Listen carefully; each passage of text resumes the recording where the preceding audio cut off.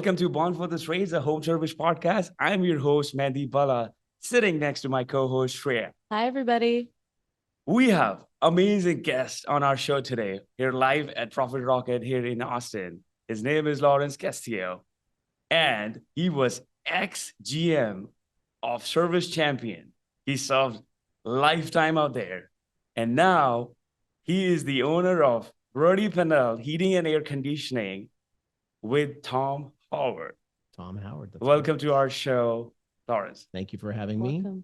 Great event here that we've been able to witness the last few days. And Yeah, absolutely. a lot of amazing people, amazing stuff, inspiring stuff. Join us as we dive deep into the world of home service entrepreneurship, interacting with industry leaders, coaches, and entrepreneurs about their experiences, challenges, and victories. Through their inspiring stories, we hope to equip our listeners with the tools and knowledge they need to succeed in the competitive home service industry. So whether you're a seasoned pro or just starting out, tune in to Born for the Trades podcast for invaluable insight and real-world inspiration. Right. Like before getting into your story, like what do you think? Like what was the best part at Profit Rocket? For me, it's just the chance to connect to, smaller contractors. I've been there, and they see us on stage, and some of us are much bigger than they are, and I've just tried to always reduce the message down to what they really need, because they're looking to get from 1 or 2 trucks to 3 or 4 trucks, and it's difficult. And as long as you have mentors and people who can provide some great advice that they can take home with them. Right, absolutely. When I talked to you day before yesterday, I really got goosebumps that, wow, you were with Service Champions. Let's share your story with the audience. Like, when you started and how did you get into like this home service industry? What was your experience with Service Champions? It would be great to talk about that. Sure. I've been doing this for about 25 years, and I just sort of stumbled into the industry and ended up walking into my first company as the general manager on day one. I wasn't a technician, and I had to learn it backwards, but I started as the GM. I walked in, I knew less than everybody in the building, and, learned it, and learned very quickly that all of the business experience that I had prior to that applied really well to heating and air conditioning. It's just training and mentoring and motivating people. And so I had some good, experience and some success early, and I had the great fortune to end up working for Mr. Jim Abrams. That period was really important, and it was very formative for me. He gave all of us, many of us, a blueprint for success. Many big companies, we've all abided by that blueprint that he gave us. And so fortunate with that, and ended up, being at Service Champions. And, that was a really incredible opportunity and incredible time. I worked hand in hand with Leland Smith, and he's the smartest guy in the industry and always the smartest guy in the room. And there's a reason that he was able to take that business from humble beginnings to the behemoth that it is today. Right. I take those same lessons and I apply them in my business today. And it was always about, just structure and accountability and process. And that is, if you use that to your advantage, it really can lead to great things. That's huge. Can you talk on a little bit more about your experiences with being mentored by Leland Smith and some of the most memorable experiences that you had with him? Sure. He's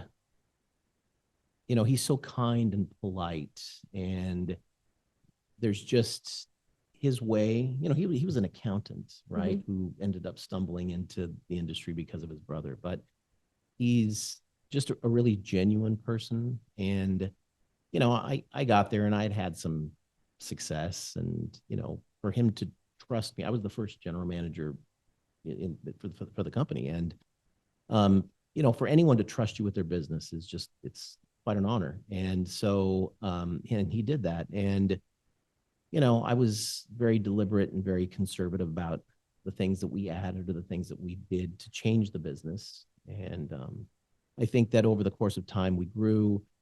We just put together a great training school. But as you were saying, I think that some of the time spent in his office across the desk from him, um, I remember a time that I got furious with some folks in the office and I slammed my door, and he came into my office a little later and he said, "I'm proud of you." He said, I was fuming. And he says, "My dad told me long ago, every once in a while you have to muster up a good mad just so that they know what you're capable of," right? I never forgot that, and Wow. it, the, the folks that worked for me respected me, and they listened to me, but every once in a while they probably have to see that, you're very serious about what we're trying to achieve here and that you don't take it lightly. So I always think back to that. And, I was always trying to add things to the business, and he needed to be shown, it needed to be proven. So we changed some things and added some, product offerings, but everything was very deliberate, and we made decisions based upon facts and numbers. That's amazing. And service champions, like great impact in the community right now. So what was the game changer or pivotal moment like for service champion that, took to the next level? You share that. Certainly it was building a training school, and we knew that we had an amazing recipe for success. And we were sitting there at probably 100 employees, 125 employees, and it became, how do we grow this business? And we always struggled with, do we open another location or another couple of locations? And we always came back to, no, let's not be unsuccessful in a couple of small other locations. Let's just do it from here where we can control everything. And so the most impactful, the most important thing was we built a training room, we built a curriculum, and we started to really hire in mass. And we had our recruiting system was amazing. So we started to pump out training classes, and all of a sudden we could really grow the business because we had control of our manpower. There are so many contractors out there, and I spoke about this yesterday here to a bunch of contractors, but a lot of contractors that don't have a recruiting plan, and they think that people are just going to walk in the door that are superstars and they want to work, and it just doesn't work that way. And Right. so we had a recruiting plan, we had a recruiting budget, we had a manpower count. We knew exactly, hey, we want to get to this many people by the end of the year. We want to have this much revenue by the end of the year, and it's all math, All math. Yeah. So that So- was really what I think. Sorry, so when it comes to recruiting and talking about maybe the smaller guys in the industry that are trying to grow, what are the recruiting tips that you can give to them? Because, it's like adding one more person on top of 1, 2, or 3 people is detrimental to lose those people and to not have them be long lasting in their company. Sure. I think that, these big companies have training schools and they have a facility and training rooms and equipment and all that stuff. And for the small contractor, they don't have any of it. So I think a great place for them to start would be a trade school.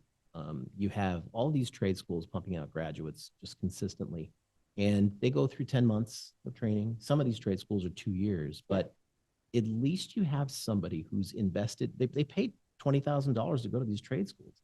They're in it. They want to work in the industry. So there are a million trade schools out there, and these small contractors just develop a relationship. Drive over there, talk to somebody and say, hey, I'm looking for 1 or 2 good people.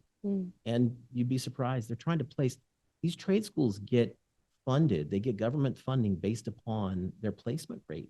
They have to place like 80% of their students. So they're really incentivized to place them. And they have tons of people that, not everybody gets placed. It's competitive out there. So the trade schools are a great place for the small contractor to go to find onesie, twosie, kind of manpower. That's amazing. That's amazing. And I think trade schools play a big role in getting there. And I think that some of the I think that part is missing, and everyone just starting to just hustle and bustle. But I think foundation has to be right. Let's talk about your what's going on right now. I know you started your company. I want you to share to the audience what's going on with that and what's your future plan. Sure.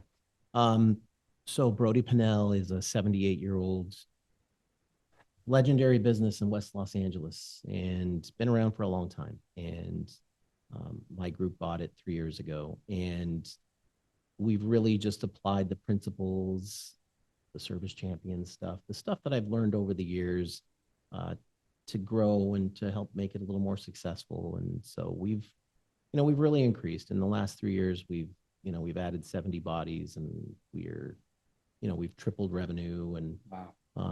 and now, so with that great recipe and that great success, we've started to look at other opportunities. So we purchased a business in San Diego, and we have some stuff in the San Fernando Valley that will be joining the portfolio. So we're just, we would like to grow our footprint, serve as many customers as possible, and continue to just be, tell a great story and help people, that need us.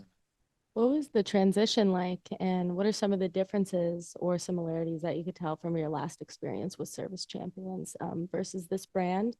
And also speaking on the 78 years of experience that a brand has, and then going into that fresh and what that's like, if you can. It's, at Service Champions, that's a 20-year-old business, 23 years old now. And, when you walk into a house that you don't have generations of experience with, it's different. You're working hard. You're working hard to impress them, to let them know that they've made a great decision by calling you today. With Brody, we have customers that have been with us for dozens of years and 3 generations, really. It's 78 years old. We're older than In-N-Out Burger. Like we've been around a long time. And so, when you're walking into these homes, you have to live up to what's come before, right? And I'm preaching this to my team all the time. We have more 5-star Google reviews than anybody in Los Angeles. We've set the bar really high. That's really important to us. And people call us because of those reviews. And I'm always warning them. I warned them last week. I said, listen, there's danger to having these kinds of reviews. And these aren't the reviews that say, hey, they're great job. No, it's Johnny Technician came into my house. Let me tell you about what he did for us. So they call us because of these reviews. And what it means is that every single service call that we run, we have to over deliver.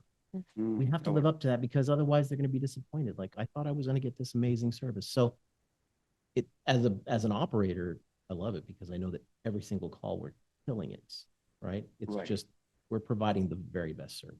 Let's provide like more value to the audience. When you say, let's go more deeper into, when you say over deliver by going above and beyond, what exactly you do, and what do you advise to others so that they can give the same experience? This goes back to Service Champions. It does.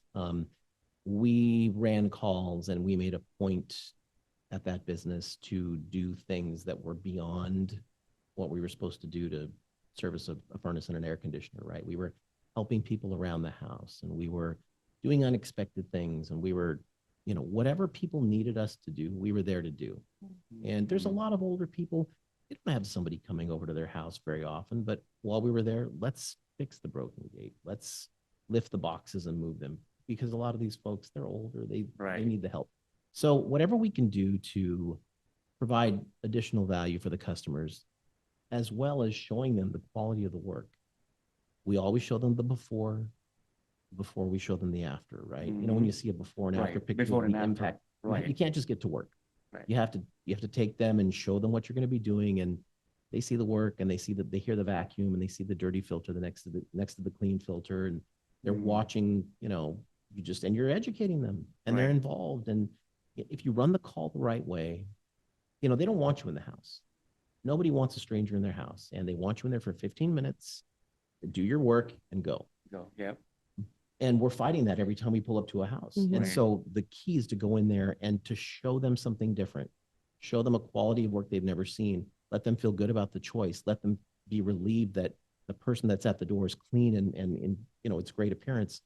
And if you run the call the right way, halfway through the call, they're offering you water, and 3/4 of the way through the call, they want to feed you a sandwich. And by the end of the call, they can't wait to give you a 5-star review. They want to sign up for a service agreement. Right. But you have to do all those steps correctly. You build that trust there. You build the trust. So how do you keep this process consistent with so many technicians in the field? How do you monitor service? We meet a lot. We meet, and the folks in the call center go through the calls. we do a manual closeout of the calls. You know, a lot of these companies, the guys are able to press the button and get dispatched to the next Right. call, but we don't do that. Right. Everyone in all my CSRs, they each have a group and they close out manually to make sure that everybody's done what they're supposed to do, charged correctly. And I think that's important. A lot of companies they've gone away from that, right? Because there's so many calls and so many technicians. I think that's important, right? So it's the accountability piece. And if we haven't done it right, we'll correct it right then and there. And what are some of the key processes that you think that you guys implemented at Brody Pennell from Service Champions that really factored in to tripling that revenue and the size of the company? When I got to Service Champions, I saw things that I really didn't think were possible in air conditioning. This was a long time ago, but I think that, you know, one of the first orders, that I had was just to organize the technicians into groups. I got there and there was all the technicians were there was no rhyme or reason to who was getting what call. And so I have different groups of technicians that run different types of calls, and that way it's well organized and there's no mistakes, right? The young technician's not going to end up on the call that he shouldn't be on. And so that was a really important piece, just getting organized. And the same with our installation department. It's, when you're running as many crews as we run and running as many technicians as we run, there's just a requirement for a great amount of oversight of the details, right? We use Service Titan, the tags that we put on all the calls, like we try to make this really easy. If you look at my Service Titan board, I use more tags than probably any company you've ever seen. Oh, wow. But it's really, there's a purpose behind it. It's for everybody. If I have a new CSR that's been with us for a month, like that's really key for them to be able to pick it up. Like, yeah, that's an old call, or this is a call where we had quoted $1,200 in repairs or whatever the case is. Right. So we just try to make it easy and get that low hanging fruit, right? The stuff that will shave time off of what what would be a fact finding mission and let them see it. Right. away. Yeah, that's great. And I think I just want to bring that, like you just brought up the Service Titan. Like a lot of folks we met here at Profit Rocket, and I was asking them their numbers, if your numbers are dialed in or not. And I was like, okay, what CRM you guys are using? They said Service Titan, but they don't know what campaign is driving the calls and revenue, right? And you can do that. You can do that in Service Titan. So you want to share some insights, like how you can maximize that tool to see the performance, to see the deliverables, to see numbers in front of you, and how you did that. Sure. I think Service Titan is a great tool. And this isn't a commercial for Service Titan, but we use it in our business. And I've used Successware and Ascent and SayWin and all these other softwares. But I think that Service Titan has allowed us to, have an oversight of the business that really lets me get the important data in front of me daily. I think that, for instance, right now in Los Angeles, the weather's mild, right? Furnaces aren't breaking down, air conditioners aren't breaking down. There's no sense of urgency. We have to go in and create urgency on every call. And, because of that, a lot of companies face call shortages, right? It's tough to keep all your installers busy. It's tough to keep your service technicians busy. So one of the things that we do in our business is I have Marketing Pro through Service Titan, and I have all this call attribution. And so if somebody responds to a direct mail letter and calls in on that specific phone number, everything is cataloged. The call is reported. I have their contact information, their phone number, and let's say we didn't book that call, right? I can go back next week to, if we're short of calls, I can have everybody in that call center go through all of my Google campaigns, direct mail, everything. All those campaigns. There's an acquisition cost for these customers, right? I've paid for them, but we didn't book it. Like we can go back. So many businesses are so stuck on rehashing and calling behind jobs you've quoted and haven't sold. But you're sitting there with no calls. Why don't you call the people that wanted to originally book with you that you didn't book? Like it's gold. It's just all sitting there and you've paid for it. And there's no reason that you shouldn't have 2 or 3 or 4 people on the phone just hammering Right. and calling all of those people and trying to take a second chance. Yeah, that's a great share. I think people just go for the speed of the lead. That's great. All the leads are coming from Google. Those are hot leads, but everyone is looking for like, one shot close, right? And now you mentioned that you call all those leads, right?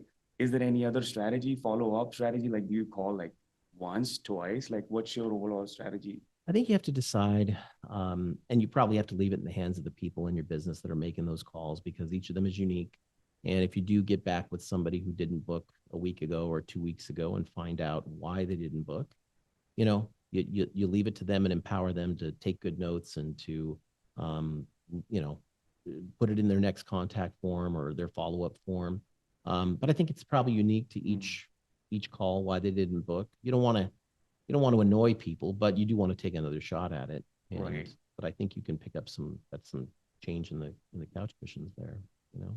Solid. And All right. lastly, one piece of advice that you can give a small or mid-sized contractor that you just feel like is the most valuable thing that you can tell them at this moment. A couple of things. I think that at this time of the year, it's a shoulder season for me in Los Angeles, and really for a lot of markets. I was just talking to somebody that's here in Texas, and weather is starting to, this 95-degree temperatures are starting to subside, and everyone's going to have a hard time keeping people busy. That's the name of the game. And I just shared on the main stage that at this time of the year, we just do so much training, right? If you look at my service vehicles, there's 2 people in them right now. Okay. You have to figure out a way to leverage the downturn and to get people trained, right? If you have lower level technicians, this is the chance to get them in the truck with your, your big closers and the guys that really, have great conversion rates.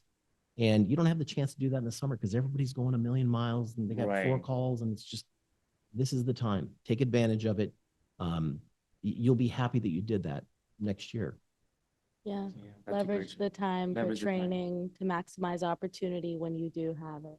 That's 100%. perfect.